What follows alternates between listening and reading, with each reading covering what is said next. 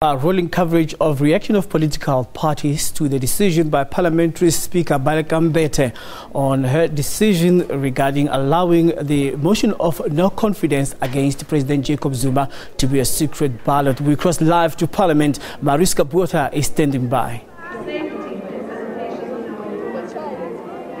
Right, over to you, Baleka.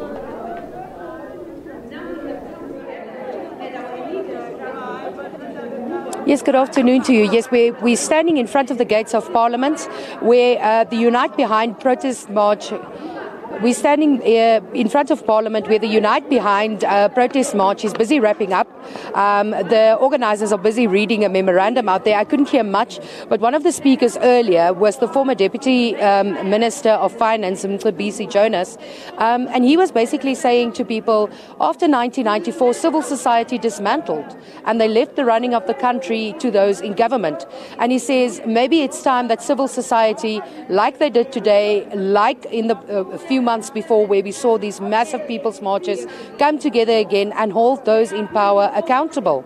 We also heard from several other people that we spoke to that this march and this demonstration is not necessarily to protest against government, but to protest against corruption and to ask that government be run clean and that people get what's promised to them is delivered to them.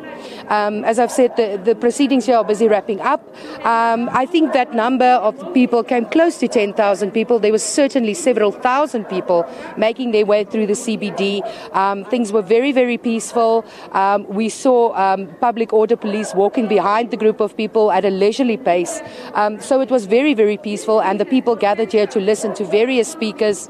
We've had clergymen, we've had people from civil society speaking, we've had people from NGOs, and of course some of the organizations that organize this, like Equal Education, addressing the crowds here, saying to people, again, that it's not about demonstrating against government, but to hold government accountable. Baleka, let me just pick your brain on this one. We've seen, the great enthusiasm and great cheers when this announcement was made earlier.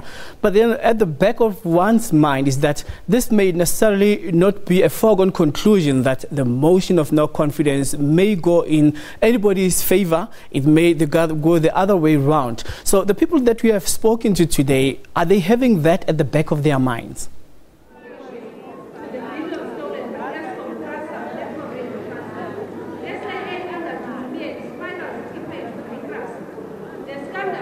Indeed, you are absolutely right. Actually, like I said, former Deputy Finance Minister SABC Jonas says this march today is not just about tomorrow, it's about the future.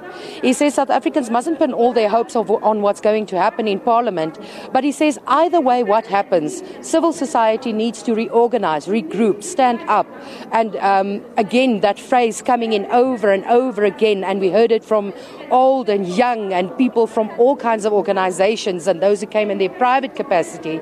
This is about holding government accountable, and it's civil society's duty to make sure that those who are elected into power do the job that they were appointed for. So you're very much right.